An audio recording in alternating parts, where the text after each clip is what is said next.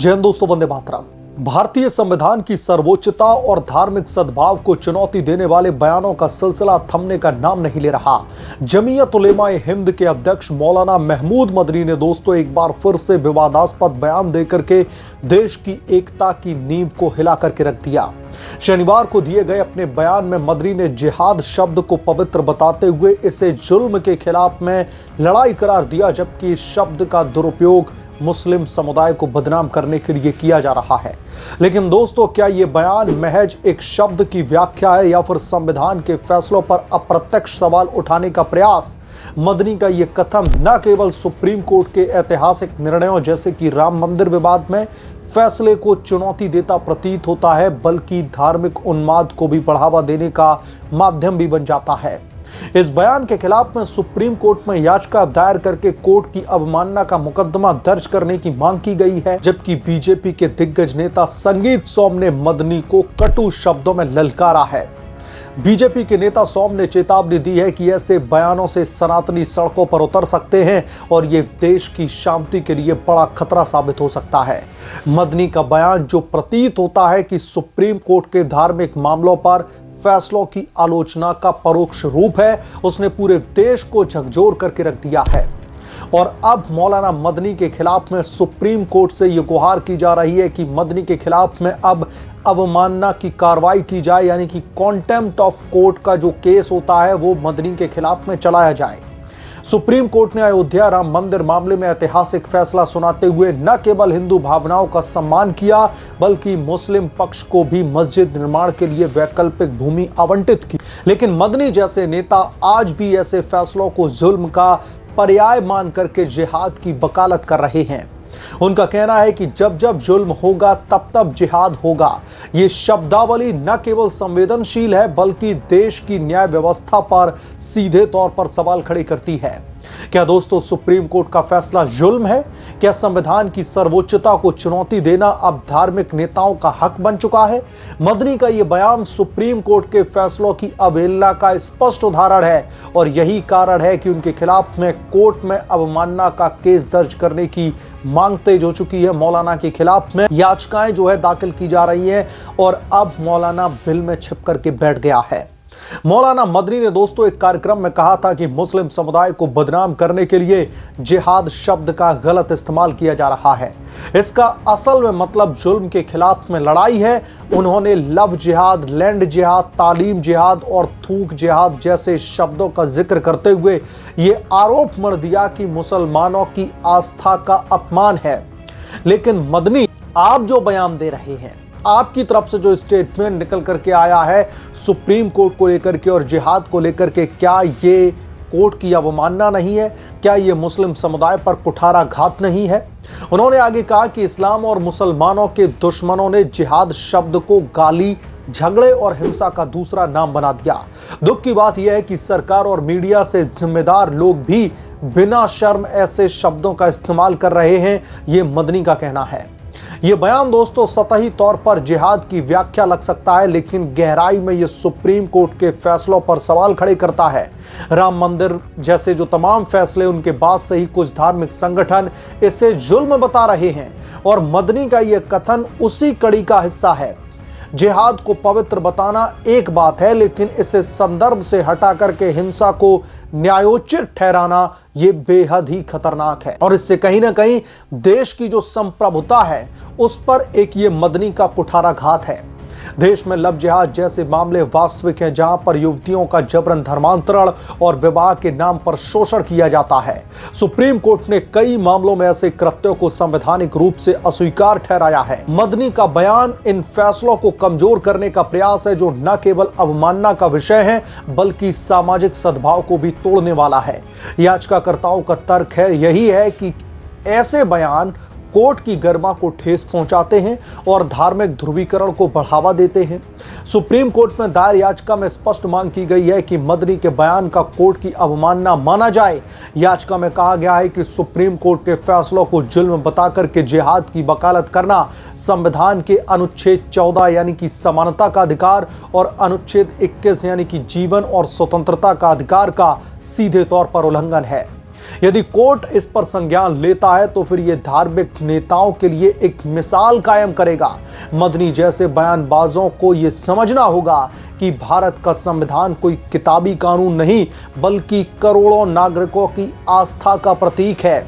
और मदनी जैसे नेता ये भूल गए हैं कि वो किस देश में रह रहे हैं और खाते इस देश की हैं लेकिन बजाते किसी और की हैं। ये किसी से भी छिपा नहीं है। और जिहाद को पवित्र बता करके मदनी ने इस पूरे के पूरे विवाद को हवा दे दी है। मदनी के बयान पर सबसे बड़ी प्रतिक्रिया बीजेपी के नेता और पूर्व विधायक संगी सोम की आई है।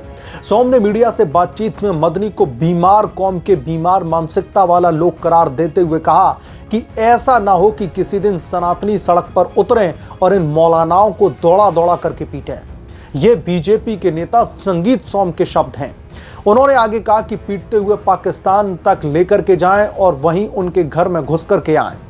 यह बयान न केवल मदनी की आलोचना है बल्कि एक चेतावनी भी है कि धार्मिक उन्माद की हद पार करने पर सनातनी समाज चुप नहीं बैठेगा। यह बीजेपी के नेता का कहना है। बीजेपी नेता सोम ने आगे कहा कि ये लोग संविधान की बात करते हैं और 4 बीवी 21 बच्चे रखने के लिए शरिया कानून की बातें करते हैं।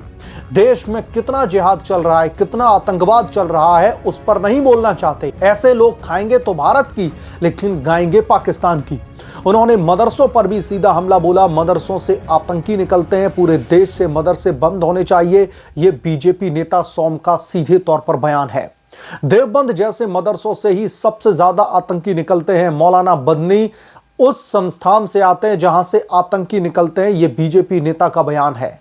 बीजेपी नेता सोम का यह कथन मदनी की संस्था जमीयत उलेमाए हिंद और देवबंद मदरसे पर सीधा प्रहार है, जो लंबे समय से आतंकवाद से जुड़े मामलों में जांच के दायरे में रहा है। सोम ने जिहाद के विभिन्न रूपों पर भी कटाक्ष किया है। दुनिया में मुसलमान सबसे ज्यादा भारत में सुरक्षित हैं। लव जिहाद, लैंड जिहाद के बाद में अब वोट जिहाद भी हो रहा है। मदनी जैसे मौलाना इन जिहाद को जस्टिफाई करते हैं। यह दुर्भाग्य की बात है। उनका कहना है कि घुसपैठियों को चिन्हित करके बाहर फेंकना ही उचित है। सोम का बयान भले ही आक्रामक लगे लेकिन दोस्तों ये देश की वास्तविकता को भी उजागर कर रहा है। ये मेरा परसेप्शन है और इस बात से इंकार नहीं किया जा सकता।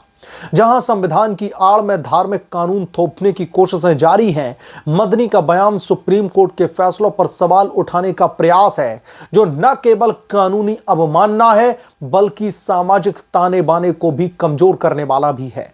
मौलाना मदनी इस बयान के पीछे की जो उनकी सच्चाई है वो अब इस देश की जनता के सामने पूरी तरीके से एक्सपोज हो चुकी है।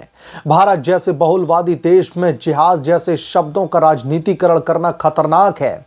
जिहाद जैसे शब्दों को पवित्रता से जोड़ देना भी खतरनाक है। सुप्रीम कोर्ट ने बार बार स्पष्ट किया है कि धार्मिक प्रथाएं संविधान के अधीन है, न कि उसके ऊपर। मदनी का कथन शरिया बनाम संविधान की बहस को हवा देता है, जो अल्पसंख्यक समुदाय के लिए भी नुकसानदेह है। बीजेपी की सरकार ने एनआरसी और सीएए जैसे कदमों से घुसपैठ पर अंकुश लगाया है, लेकिन ऐसे बयान इन प्रयासों को कमजोर करते हैं। संगीत सोम की चेतावनी मदनी के लिए एक आईना है कि सनातनी समाज की सहनशीलता की भी सीमा है। यदि मदनी जैसे नेता संविधान को चुनौती देते रहेंगे तो सड़क पर उतरने की धमकी वास्तविकता बन सकती है। ये जो बीजेपी के नेता हैं सोम, उनकी तरफ से सीधे तौर पर लताड़ा गया है मदनी को और एक चेतावनी दी गई है मदनी को कि आप सनातनियों को मजबूर न करें सड़क पर उतरने के लिए। सुप्रीम कोर्ट को इस याचिका पर तत्काल संज्ञान लेना चाहिए ताकि धार्मिक नेताओं को संदेश मिले कि भारत में कानून सर्वोपरि है। तो कुल मिलाकर के मौलाना मदनी के ऊपर भारतीय जनता पार्टी के नेता संगीत सोम का तो गुस्सा फूटा ही है। संगीत सोम ने तो दो टूक या फिर यूं कह लीजिए चेतावनी दे ही दी है मदनी को, और इसके साथ साथ सुप्रीम कोर्ट में याचिकाएं भी अब दाखिल की जा रही हैं तमाम मौलाना मदनी के खिलाफ में कंटेम्प्ट ऑफ कोर्ट का केस चलाने की कोर्ट की सीधे तौर पर अवहेलना करी है। याचिका के मुताबिक मौलाना मदनी ने और मदनी के खिलाफ में कोर्ट की अवमानना का केस चलाया जाए। तो कुल मिलाकर के मौलाना मदनी का वो बयान अब उसके लिए गले की फांस बनता हुआ दिखाई दे रहा है। कश्मीर से लेकर के कन्याकुमारी तक हर तरफ मौलाना मदनी के खिलाफ में। दरअसल अब लोगों का जो आक्रोश है, जो लोगों का गुस्सा है, वो फूटता हुआ दिखाई दे रहा है। और ना सिर्फ बयानों में बल्कि अब सुप्रीम कोर्ट के पटल पर भी याचिकाओं को दाखिल करके मदनी के खिलाफ में कार्रवाई करने की मांग की जा रही है। बहरहाल, और इससे पहले भी भारतीय जनता पार्टी के नेता और सांसद संबित पात्रा ने भी प्रेस कॉन्फ्रेंस करके सुप्रीम कोर्ट से ये गुहार लगाई थी कि सुप्रीम कोर्ट इसमें स्वतः संज्ञान लेकर के मौलाना मदनी के खिलाफ में कार्रवाई करे। बहरहाल, इस पूरे के पूरे मामले को लेकर के आप क्या सोचते हैं, आपकी क्या राय है, कमेंट करके जरूर बताएं। जल्द मिलूंगा किस दूसरे बड़े अपडेट के साथ में, तब तक के लिए धन्यवाद। अगर आप लोग चैनल पर नए हैं तो प्लीज चैनल को सब्सक्राइब करें, साइड बने बेल आइकन को जरूर प्रेस करें ताकि जब भी मैं कोई बड़ी खबर लेकर के आऊं तो इसकी जानकारी सबसे पहले आपको मिले।